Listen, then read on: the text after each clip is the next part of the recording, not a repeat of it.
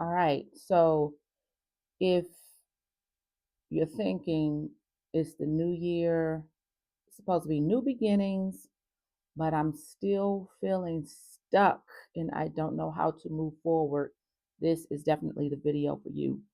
Hello, I am Jill Smith. I am one half of the Smith Serves. Smith Serves is a mission driven company that helps nonprofit founders develop their nonprofits so that they can grow, so that they can sustain, and so that they can impact. All right. So I'm a nonprofit strategist.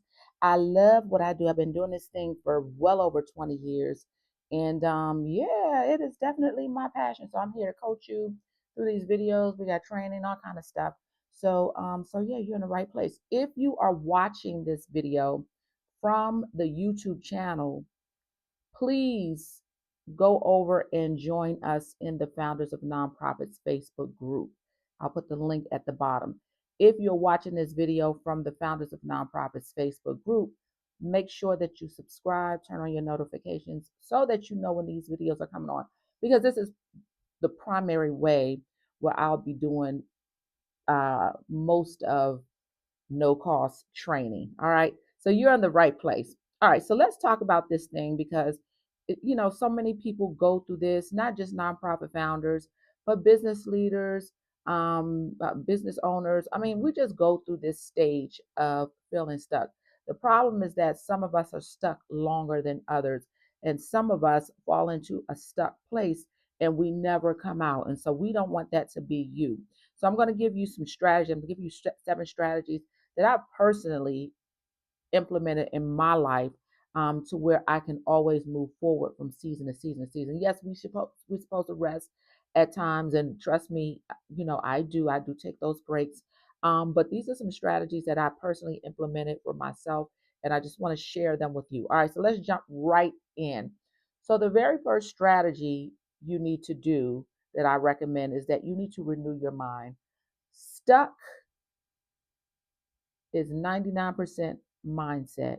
It is a mindset. And so you have to renew your mind. There's something in you that's causing you to believe that you're stuck.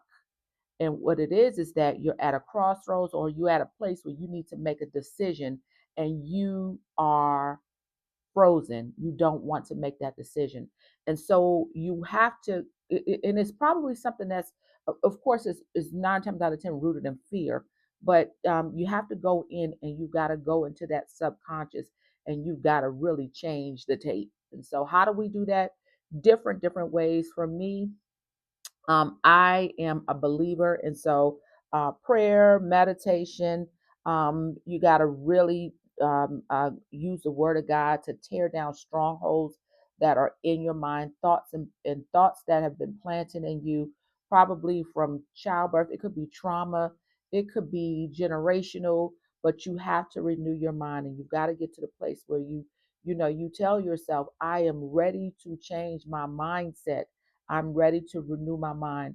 You can get up and listen to some motivational music, some motivational videos, but you definitely need to renew your mind, because the stuck starts in your mind. You believe that you cannot go forward for whatever reason. And what that does is it manifests into your body. It goes down and goes into your body, and it makes you feel sick. It makes you feel like you don't want to get out of bed sometimes. It makes you feel like you are going against your will. It is a mindset, it is a trick of the enemy. And so that is number one. The first strategy is that you need to renew your mind.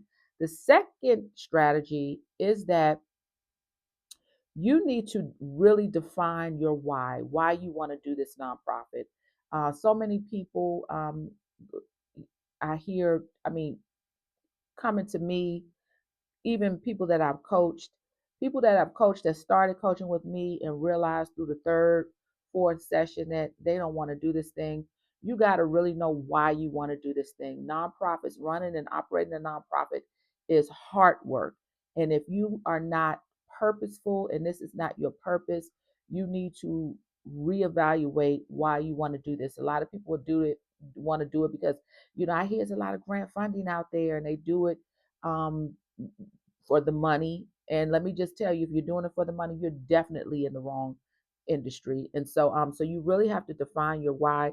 You gotta know that it's a higher calling, and you've got to know which lane you want to go in. The way I teach nonprofit development is that you want to serve from a place where you have triumph from. And so, say if you went through a horrible divorce and now you want to help those who are, going through divorce. But you, in addition to that, you may want to think about the different triumphs you've had, because maybe one lane is not where you should be. Maybe it's another lane. Maybe you went through a divorce and maybe you also, I don't know, filed bankruptcy. So you got to really define your why you want to do this particular thing, why you want to combat this particular cause. And so it is definitely some hard work. You got to do some introspection. You need to sit down and really figure out why I want to do this. Why do I? Because once you're in, it is a lot of work, and you are serving. You are serving. And so if you don't have a servant's heart, if you are not one of those people who are purpose driven and you're money driven, this may not be for you. So you may want to reevaluate. You want to know your why. That's the second strategy. Third strategy, you need to make a plan. Not only a plan, you need to make several plans. You need to make plans. And so one of the first plans that I would say is to make a life plan with your family. Doing this nonprofit work, it will cost some time. And so you may be, away from your family longer than you want to. You may be having longer hours. You may be, giving up some Saturdays, some weekends for, activities to do with the nonprofit. So you definitely want to make what I call a life plan. And how my husband and I, we do it, and I've been doing this before I was married, is that we do a life plan, that ironically, all of these subheadings or these headings begin with the F. We do finances, we do family. This is in our life plan. Things we want to do faith wise, faith based things. Things we want to do for fun. What is it? What else? Finances, family, fun, friendships, there's another one. Fulfillment, things that we want to do we want fulfillment. These are the things we want to do over our life for the rest of our life as a family. And so you want to definitely think about that, because that will determine how you will build this nonprofit. The other type of plan you want to do, you want to, of course, do a business plan. You want to do a business plan. You want to do a business plan so that you can, you want to know how you want this nonprofit to operate, how you want it to set up, because it is indeed a business. So you definitely want to do a business plan. And I also would say do a succession plan. You don't want to do this, you can always be the founder of this nonprofit, and you can always have a hand in it. You can always, of course, have your legacy from this, but you may not want to always do the legwork of this nonprofit. So I would definitely suggest you do a succession plan. All right, so that's number three. Make sure you do some planning. The fourth thing, you want to highly consider bringing on a partner. I share this a lot, that in my experience, the clients that I've had over the years, the nonprofits that are most successful are the nonprofits that have co-founders. And bringing on someone else, a partner, is such a boss move, because when one is down, the other's up. The skills that one have, the other may not have, and vice versa. I think I've had a video up here. The you in your nonprofit, one needs to be a strategist and one needs to be the visionary. And so usually the visionary, they have these big dreams, this big this big view in their head, but they don't know how to go about um, um, uh, uh, strategizing to fulfill the vision in their head. So that could be where you're stuck. You're stuck at a dream, you're stuck at a vision, and you don't know how to move forward. You may need to bring someone on who could put it on paper and write out. For us in our house, for my husband and I, we have several businesses, including the nonprofit. My husband is the visionary, and so he had the vision for our nonprofit. And so, and for another business that we have, he had the vision for it, but I'm the strategist.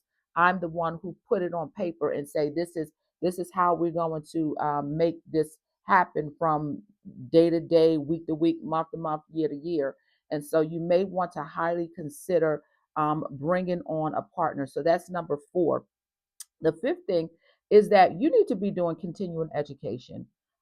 Business trends change, and the nonprofit industry, while it is antiquated, there are some changes that happens. Of course, some things, regulation changes that happens that you need to know about, and so you definitely need to do some continuing education. Make sure you tap in. Make sure you are um, really tapping in to training. We have training here, free training that we do here, the Six Figure Nonprofit. I'll put the link at the bottom, but you definitely want to do some continuing education. You want to make sure that you are learning the changes in the industry, that you want to make sure that you are building capacity in your nonprofit, learning new tools and equipment. So you definitely need to do some continuing education. I wouldn't necessarily say you got to go back to school and get another degree, not necessarily that, but maybe doing some certification. One of the certifications that is actually on my life plan is that I want to get the nonprofit certification from Harvard Business School. And so, and so it's a business certification that Harvard offers. And so so the so those are, you definitely want to continue your education in this industry so that you can be abreast of the changes and the trends that are happening. So that's number five. Number six, you need to join a community. Joining a community is a game changer. My husband and I are a part of several communities for business for different things, and of different because we have three different businesses, and so we have a big social media business where we are that's a lucrative business in itself.